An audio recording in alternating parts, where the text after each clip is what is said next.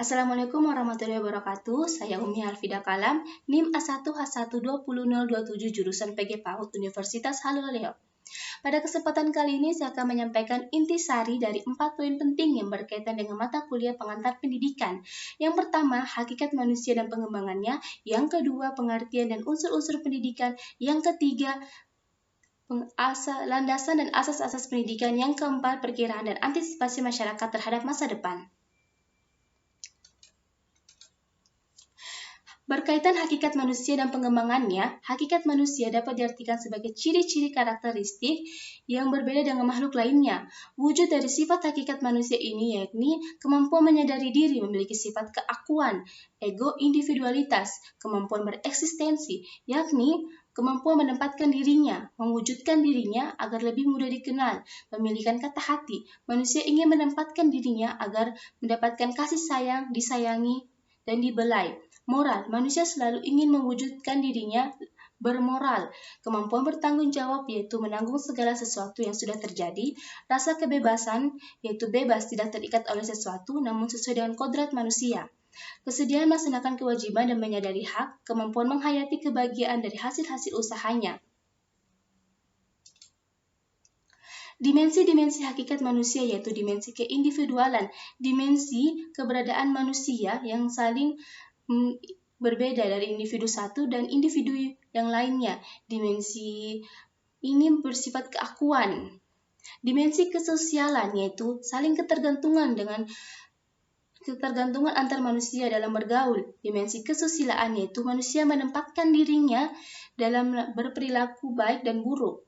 Dimensi keberagamaan yaitu dimensi di mana manusia mempercayai adanya kekuatan supranatural yang menguasai alam. Pengembangan dimensi hakikat manusia. Ada pengembangan yang utuh, yaitu pengembangan yang sudah maksimal, dan pengembangan yang tidak utuh, pengembangan yang belum maksimal. Dalam menjalani kehidupan, manusia senantiasa memperhatikan hubungan vertikal, hubungan dengan sesama Tuhan, dan hubungan horizontal sesama manusia, dan hubungan konsentris dengan dirinya sendiri. Disiplin juga tidak terlepas dari kehidupan manusia. Disiplin ini terdiri dari disiplin rasional, disiplin afektif, disiplin sosial, dan disiplin agama.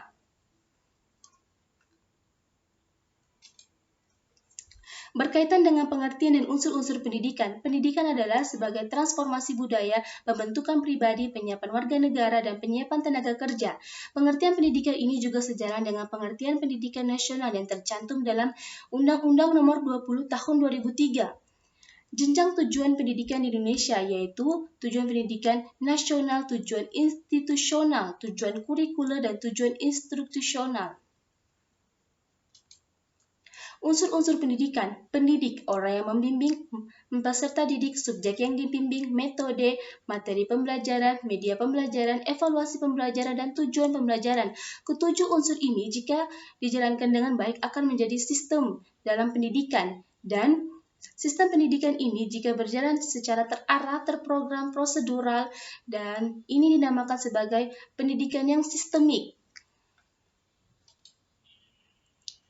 Berkaitan dengan landasan dan asas-asas pendidikan serta penerapannya, ada 5 landasan pendidikan di Indonesia yaitu landasan filosofis, Pancasila dan Undang-Undang Dasar 1945, landasan sosiologis, masyarakat itu sendiri, landasan kultural, kebudayaan masyarakat itu sendiri, landasan psikologis yaitu perkembangan peserta didik, landasan ilmiah dan teknologis yaitu berkaitan dengan komunikasi, teknologi, dan seni itu sendiri.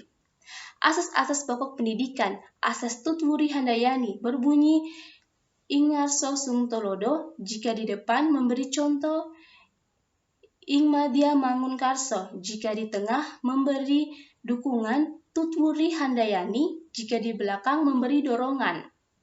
Asas belajar sepanjang hayat ini dimaksudkan yaitu belajar sepanjang hidup. Asas kemandirian dalam belajar yaitu manusia atau peserta didik mampu belajar sendiri.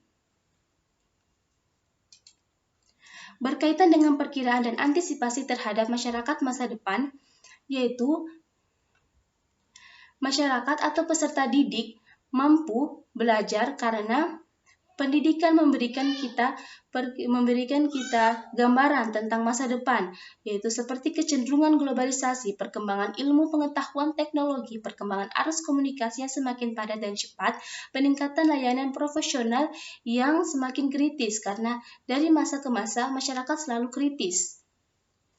Upaya pendidikan dalam mengantisipasi masa depan. Pendidikan berupaya mengantisipasi masa depan karena peserta didik akan mampu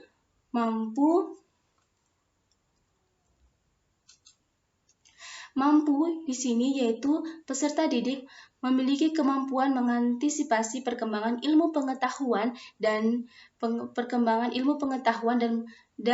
kemampuan menempatkan diri, kemampuan bereksistensi atau beradaptasi terhadap perkembangan ilmu pengetahuan.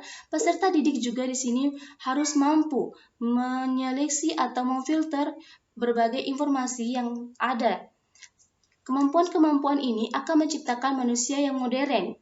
Dan manusia yang modern tidak luput dari bantuan sarana dan prasarana pendidikan agar pendidikan dapat berjalan dengan baik dan lancar. Oke, itulah tadi beberapa paparan yang saya sampaikan. Semoga dapat dipahami dan saya ucapkan terima kasih. Wassalamualaikum warahmatullahi wabarakatuh.